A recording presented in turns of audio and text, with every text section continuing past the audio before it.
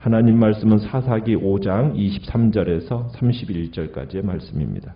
사사기 5장 23절에서 31절입니다.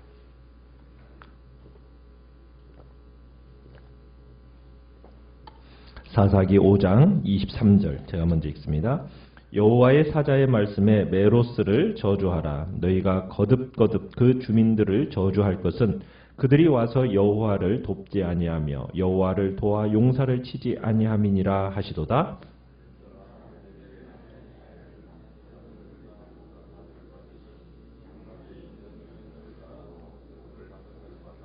시스라가 물을 구하매 우유를 주되 곧 엉긴 우유를 귀한 그릇에 담아 주었고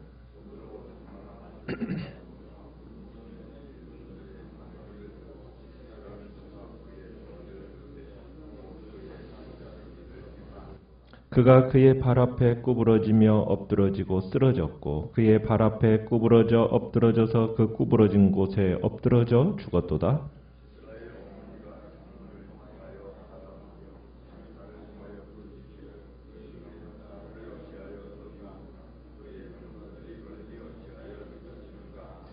그의 지혜로운 시녀들이 대답하였겠고 그도 스스로 대답하기를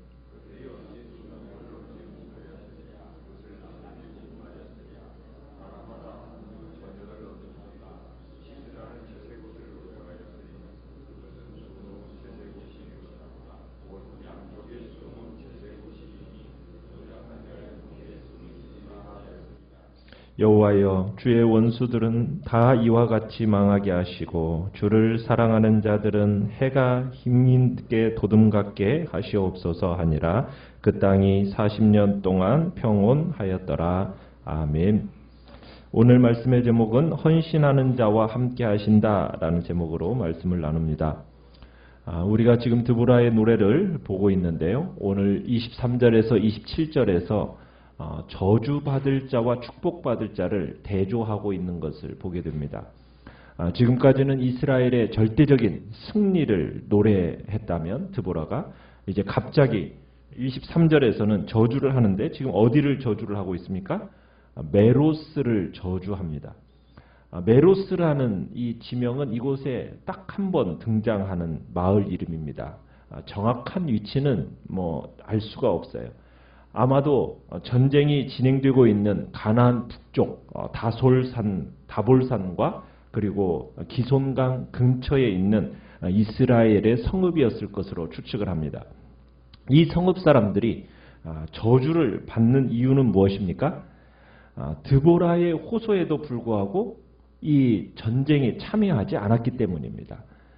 그러니까 여호와의 전쟁, 하나님이 강림하신 여호와의 전쟁에 이 메로스 주민들이 드보라가 참여하자고 호소했음에도 불구하고 참여하지 않으니까 이제 이 성읍에 저주를 내리는 것을 당연하게 지금 이야기합니다. 여호와의 사자들의 말씀에라고 23절에 시작을 하는데 여호와의 사자들, 여호와의 사자들, 천사들이겠죠. 이들은 이스라엘과 직접적인 연관이 없다고 생각할 수도 있는 존재들입니다. 그들이 하나님께서 지시하시는 대로 움직이는 존재들이잖아요. 그런 그들도 지금 이 전쟁에 참여했어요. 별들을 움직여서 비를 내린 존재가 또한 이 천사입니다. 그런데 하물며 이스라엘에 속한 메로스 이 사람들은 이 일이 자신들의 일인데도 불구하고 이 전쟁에 참여하지 않은 겁니다. 손가락 하나 까딱하지 않은 거예요. 그래서 이로 인하여 비난을 면할 수 없고 하나님의 사자들은 그들을 향하여 저주하라고 지금 명령하고 있는 겁니다. 그래서 메로스는 이 전쟁에 참여하지 않은 어떻게 보면 이스라엘 성읍의 대표격이라고 할 수가 있습니다.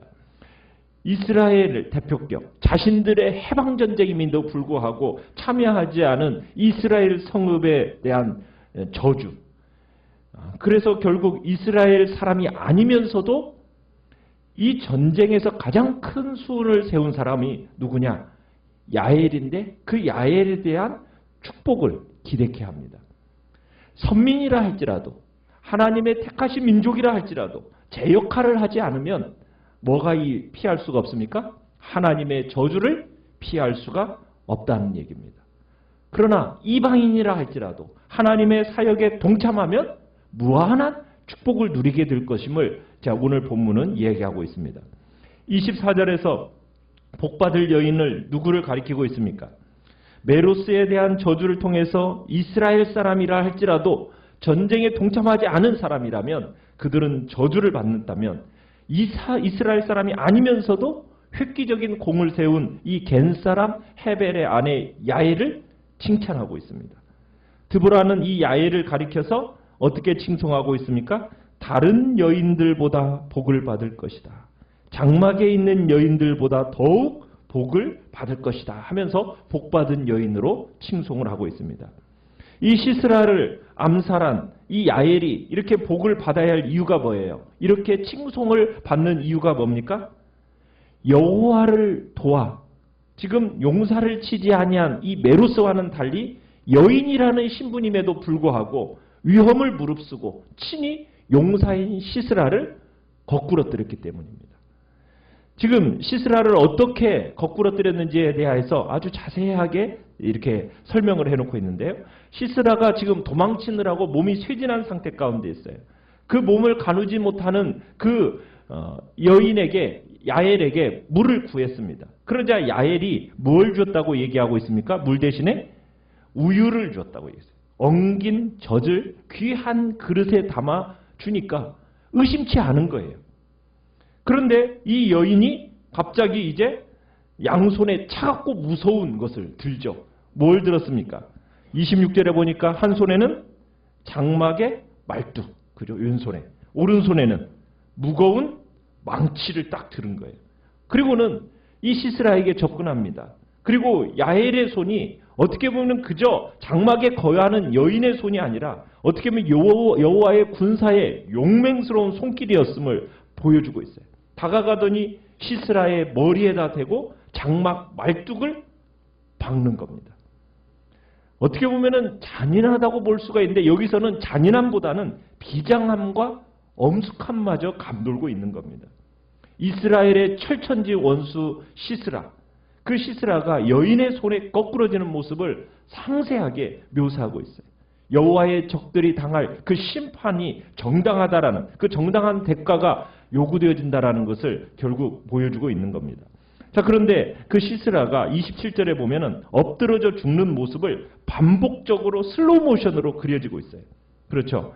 3번에 걸쳐서 구부러지며 엎드러지고 쓰러졌고 구부러져 엎드러져서 구부러진 곳에 엎드러져 죽었도다. 이렇게 하면서 3번씩 3차례나 반복하면서 야엘이 참으로 강한 자를 넘어뜨렸다. 이것을 지금 강조하고 있는 겁니다. 이 당시에는 여인의 손에 죽는 것을 최대 수치로 여기던 시대가 바로 이 시대입니다. 그런데 철병거 900승의 장군 시스라가 여인의 손에 머리가 뚫려서 나뒹굴어졌다. 이보다도 더 큰 수치와 수모는 없다라는 얘기입니다. 시스라가 지금 여인의 손에 죽어 시체가 되었어요. 그런데 갑자기 누가 등장을 하고 있습니까? 28절에 보니까 시스라의 어머니가 등장을 하고 있어요. 시스라의 어머니가 지금 전쟁터에서 돌아오지 않는 아들을 애타게 기다리고 있습니다. 그런데 왜 이 시스라의 어머니가 모습을 드러내는 것일까요? 지금 이 전쟁으로 인해서 일부 이스라엘 사람들은 축복을 받은 것에 비해서 일부는 지금 뭘 받고 있습니까? 저주를 받는 것처럼 이방 여인들 중에도 야엘과 같이 축복을 받는 사람이 있는가 하면 누구처럼? 시스라의 어머니처럼 비참하게 되는 여인이 있음을 대조적으로 지금 보여주고 있는 겁니다. 참 시스라를 죽여서 순식간에 이스라엘의 영웅이 된 야엘, 이 야엘은 어떻게 보면 허름한 장막에 사는 촌스러운 여인이라면 이 시스라의 어머니, 아들이 전쟁에서 돌아오기만을 기다리는 이 시스라의 어머니는 궁에 거하는 정말 상류층 여인입니다. 그런데 이들의 감정은 지금 매우 대조적이에요. 야엘은 기뻐 춤추고 있는 반면에 시스라의 어머니는 지금 불안해가지고 창밖을 바라다 보면서 울부짖고 있어요. 지금 그녀의 마음이 극도로 불안한 겁니다. 전쟁에 나간 그 아들이 귀환하기만을 기다리는 이 어머니의 마음이 지금 초조해 있다라는 거예요. 여인의 어떤 직감이라고나 할까요? 그날따라 유난히도 초조한 거예요.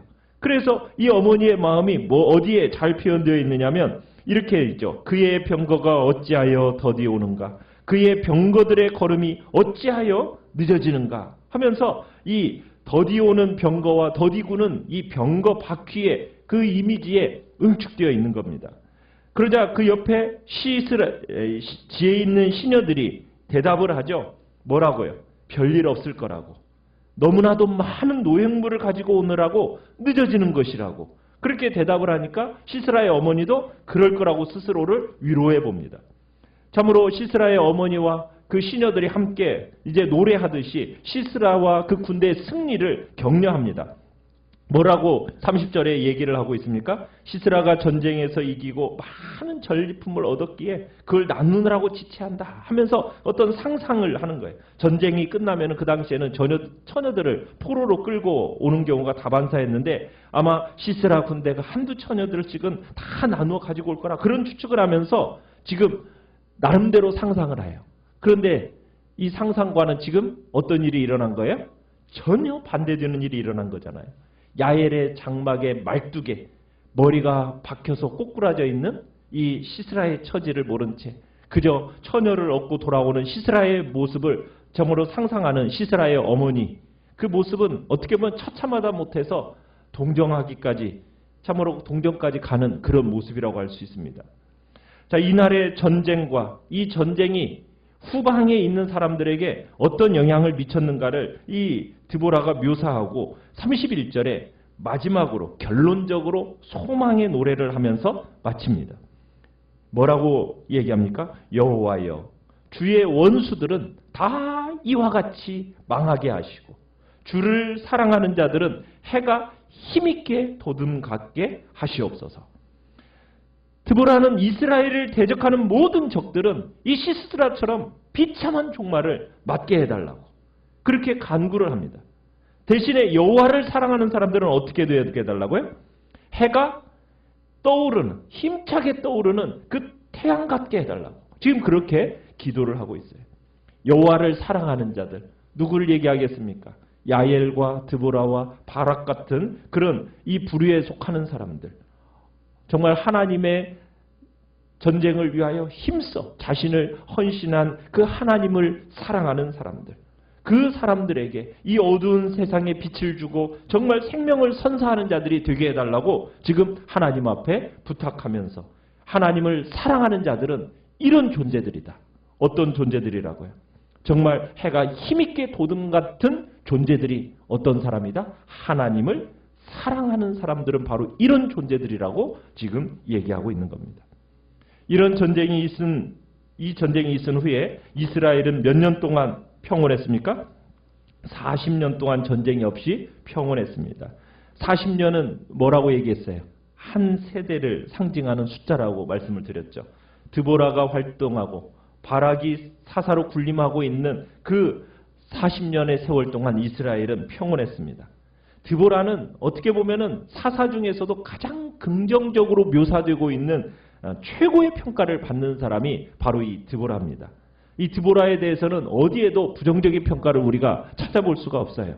사사기 안에 묘사되고 있는, 참으로 우리가 묘사들을 보면은 시간이 흐를수록 굉장히 악화되어져가요. 이스라엘의 형편이 굉장히 악화되어집니다. 거기다가 사사들의 모습들도 어떻습니까? 전혀 어떻게 보면 완벽하지 못한 모습들을 드러내고 있어요. 그런데 그에 비해서 이 드보라는 참으로 놀라운 위치에 있는 여인이라고 볼 수가 있습니다. 이 이야기에서 가장 축복받은 사람, 참으로 드보라이면서도 또한 누가 가장 축복을 받았어요? 이방 사람인 야엘. 그러니까 이 전쟁은 하나님을 사랑한 두 여인이 만들어낸 작품이었다. 이스라엘 사람과 이방 사람이 함께 만들어낸 걸작품이 바로 이 시스라와의 전투였다음을 본문은 이야기하고 있습니다. 야엘이 정말 자신의 위험을 무릅쓰고 하나님 편에 서서 헌신하고 결국 복을 받는 이 모습을 통해서 우리는 무엇을 느끼게 됩니까? 하나님께 적극적으로 일어나 헌신하는 자와 하나님은 함께 하십니다.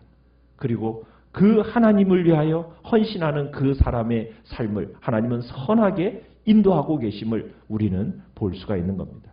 오늘도 우리는 주님 앞에 정말 하나님을 사랑하는 자로서 그 사랑의 마음을 헌신해 참으로 모습으로 주님 앞에 드려져서 주님께 참된 복을 누리고 살아계신 하나님의 영광을 경험하는 복된 자리에 우리 모두가 있기를 간절히 축원합니다. 오늘 말씀을 생각하면서 기도하시고요.